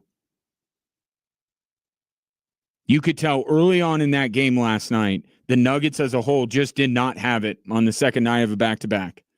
They lost Cam Johnson early. They ended up losing Christian Brown in that game. The bench showed us, remember what it was like just last year with the non-Jokic minutes? Yeah, we got reminded of that. Perhaps It's good, a reminder of what it used to be so you can appreciate what it is now a little bit more. Nuggets didn't have it. And Jokic spotted that early. He threw down that dunk, a thunderous jam, and he just took off from there because the Nuggets needed him to do that. And the Nuggets needed every one of his 55 points to beat the Clippers last night. Every one of them. But to do that the night after he did what he did against Sacramento, you don't see this. Nikola Jokic, not that you needed convincing because we've talked about load management in second night of a back-to-back before. Every perception that is out there about, you got to load manage guys. You got to sit them out games. Not Jokic. Second night of a back-to-back, it's tough. It's tough. That's where most guys get load managed. Not Nikola Jokic. He turns all of these widely held beliefs by NBA stars and NBA teams and turns it on his head and says, no, I don't need to miss games. Just give me like a real rest when I go to the bench and I'll come back and I'll be better. He only played 34 minutes last night. It's not like David Adelman had him out there the entirety of the game. He played as many minutes as he's been playing. And yet he's more productive. And it's just another thing that proves that he is the anti-superstar. Everything you think about when it comes to NBA superstars, and let's be honest, most of it is bad these days. Nikola Jokic is anti that. He doesn't have a wandering eye, despite what Lakers fans wish would happen. He doesn't want to miss games. He doesn't need to be out on the floor for every minute of every game as long as his team holds up their end of the bargain and he can be even better. He turns all of these things on its head. And to put up 55 the night right after he had that kind of performance against Sacramento. Just unreal, but yet so real because you have been living in this for years. The Clippers did exactly what they wanted to do. They turned Jokic into a scorer. Didn't matter. Ty Lue said it. Didn't think he would score 55. Well, he did. And the Nuggets get a win against the Clippers. Nothing else went well except Nikola Jokic last night. Let's get to the Broncos. Here's story number 2. The players are aware of division games, and certainly there's great respect for a team that's had the staying power that they've had. So, you've worked hard to put yourself in a position to play a game like this at home. We'll play in bigger games. I say that all the time. We're going to play in bigger games, but this is the next one. This is the next one, as that is Sean Payton, Broncos head coach, if you didn't know. This is the next one to change the perception, to garner the respect that a team that has currently 8 wins would normally get, but the Broncos aren't getting that respect. This is the next game. Philadelphia was the last one. It was a while ago. A lot has happened. A lot bad. Even though the Broncos are winning, there's a lot of stuff for people to pick apart and say, yeah, they're not really all they're cracked up to be. Here's their chance to prove that they are.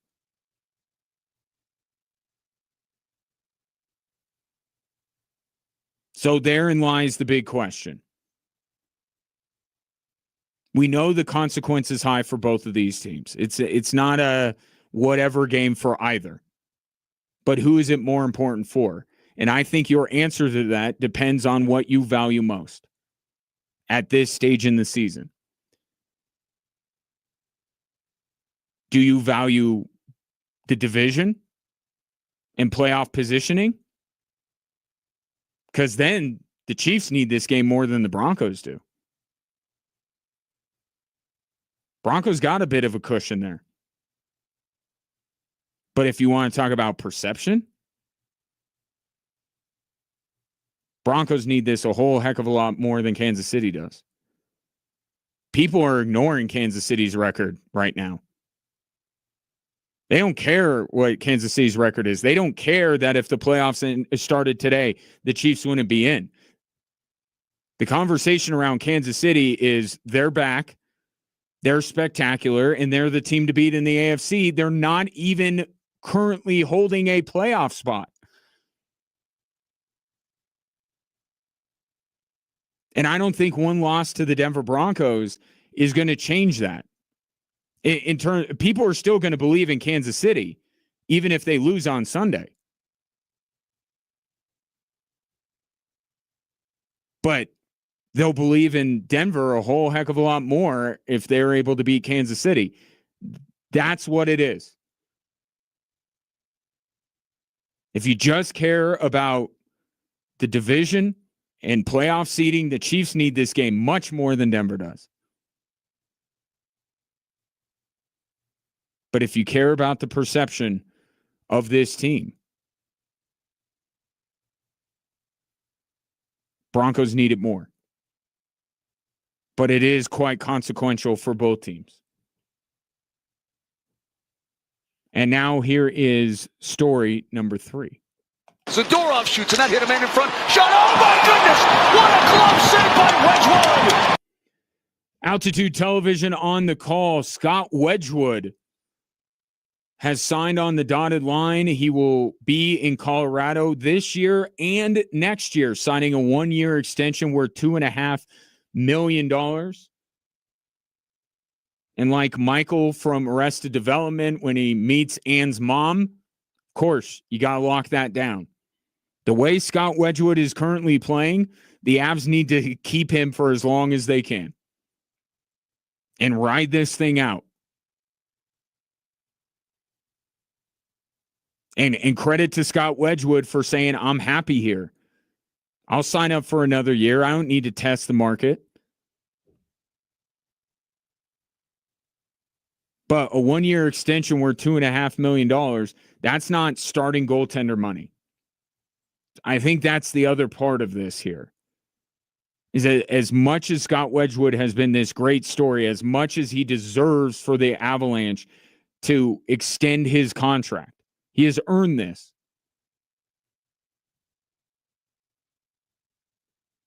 But ultimately, if the Avalanche are going to get to where they want to go, it's not going to be Scott Wedgwood in net. It's going to be Mackenzie Blackwood. That is decent money for a second goaltender. And Scott Wedgwood right now is playing like a number one. So he has been huge ROI for the Colorado Avalanche. But ultimately, bigger picture, they need Mackenzie Blackwood to get back to what he was last year, what he was in the playoffs, because that is the goaltender that they need to win a Stanley Cup. But what Scott Wedgwood has done has been terrific. They wouldn't be where they are without him. And it's good to see him rewarded for it. And it's great to see that Scott Wedgwood does not have that wandering eye. He wants to stay in Colorado as much as Colorado wants to keep him. So at least for one more year, the Avs do lock that down with Scott Wedgwood. Your thoughts at 719-247-1313.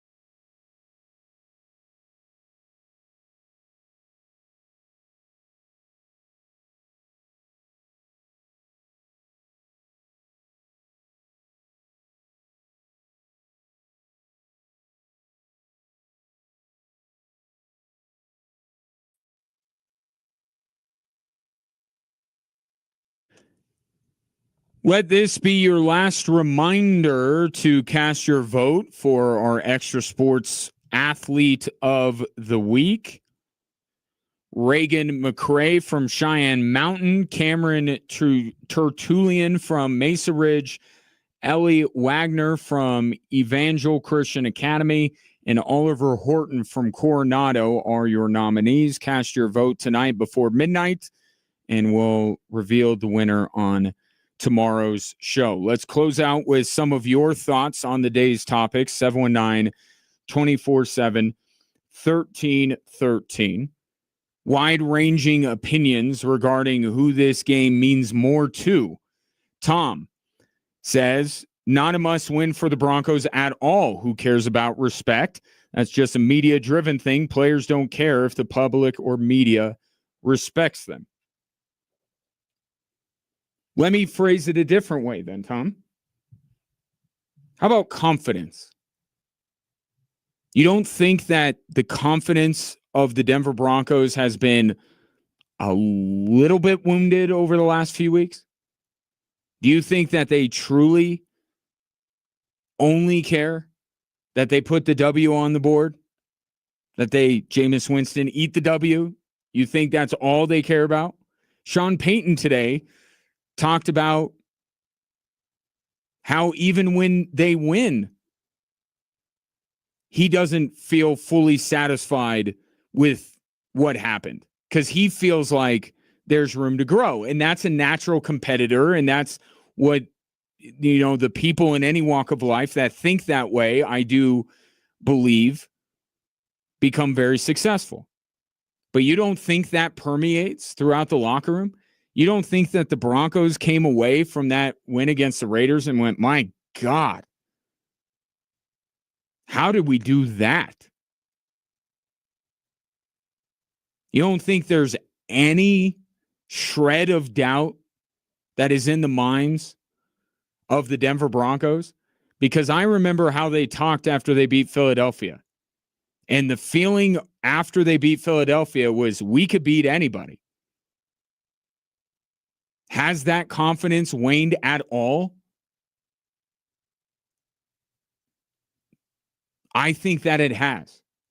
Not to say that the Broncos aren't a confident team.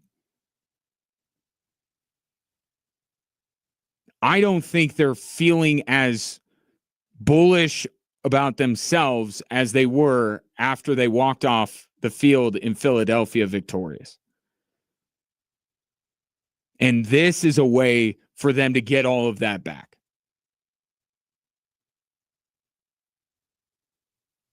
Right? All the stuff that was said about them, the way that they felt after the Eagles game will come rushing back if they beat Kansas City.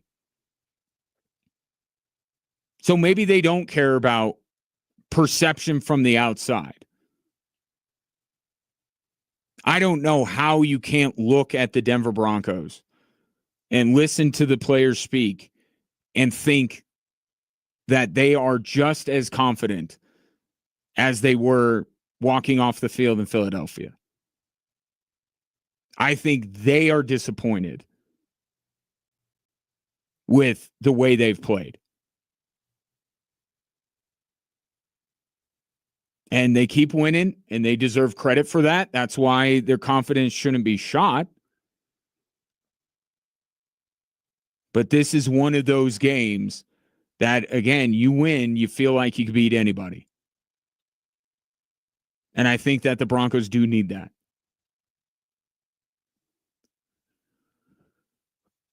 From the 719, in the last 29 games, the Broncos have beaten a winning team only 3 times. And that's including the Chiefs game that they threw away at the end of the year last year. And I think that just goes back to my response to an earlier text about, why can the Chiefs win all of these close games and they be praised for it, whereas the Broncos do it and they're frauds? That's the recent history I'm talking about. There's more to go on with Kansas City to say, oh, this is just them being down. They'll get back up. And they have. Right? Took them a little bit, just like the Broncos. The fourth quarter Broncos didn't exist the first few weeks of the season, right? The Chargers game, the Colts game. There was a little bit of a hangover for both Kansas City and Denver the first few weeks of the season. Whereas a lot of what happened in 2024. Then the Broncos beat Philadelphia. They keep winning these games in the fourth quarter. Kansas City starts beating teams by multiple scores. And people are quick to jump back on the bandwagon with Kansas City. The Broncos, it goes to the respect thing. You don't earn the respect in one season or in 10 weeks, to be more accurate. You're not garnering the respect of fans and media members alike because you had a good 10 weeks. And even if you look like at New England, who's about to play shortly after the top of the hour, and everybody's fawning over Drake May, and they love the New England Patriots, one game. If tonight they play with their food a little bit and they don't look great and they lose, you watch tomorrow. There are going to be people burying the New England Patriots, calling them fraudulent. They're not what we thought they were. It's that quick. So even the teams right now, Indianapolis, New England, Denver, Pittsburgh, what a roller coaster ride it's been with the perception of that team. Green Bay. If you don't have the pedigree, if you don't have the reputation, it's very difficult to earn the respect, and it's very easy to lose it. Kansas City has earned, call it the benefit of the doubt if you want, by being a dynasty. And yeah, last year they didn't look like they were at the height of their powers, but it was a down Chiefs team, not who the Chiefs are.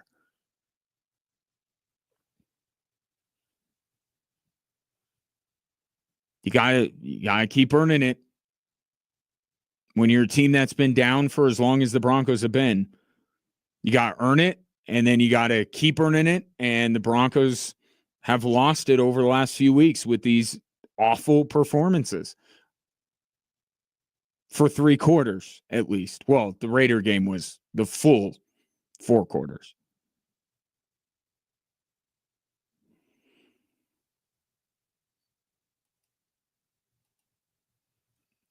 This same texture, in the last 29 games for the Chiefs, they have beaten 11 teams with a winning record. Point well made. Reputation. Broncos have been a team up until the Philly game that loses close games and only beats mediocre teams. And the problem for them, if you want to call it that, is that they all of a sudden had a Dallas team without Micah Parsons on their schedule. The Houston Texans are not having the bounce back year that people were expecting them to have. Cincinnati lost Joe Burrow. I guess that was before Philadelphia, but that would have been another game where the Broncos could have earned some respect. You're not going to do it playing Jake Browning. It's not their fault. You can only play the teams in front of you. But now the team in front of them is the team in front of them.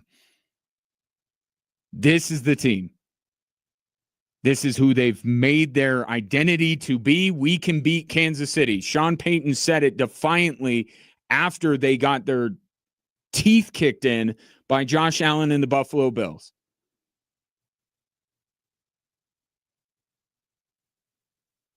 Can't say that this game isn't massive to the Denver Broncos. It is massive. And it's not just the way you and I view them. It's the way they view themselves internally. We'll have to leave it there. But we can pick back up this very same conversation tomorrow. What do you think I'm talking about tomorrow? A little bit of the Avalanche, maybe something from Thursday Night Football, but it's more Chiefs Broncos. But in the interim, appreciate you tuning in and interacting with the show. My thanks to Corey Roldan and Jeff Fedotin. Coming up in just a little bit, I'll be on KKTV 11 if you are so inclined. If not, enjoy your evening. We'll reconvene tomorrow at 3 right here on Extra Sports 1300.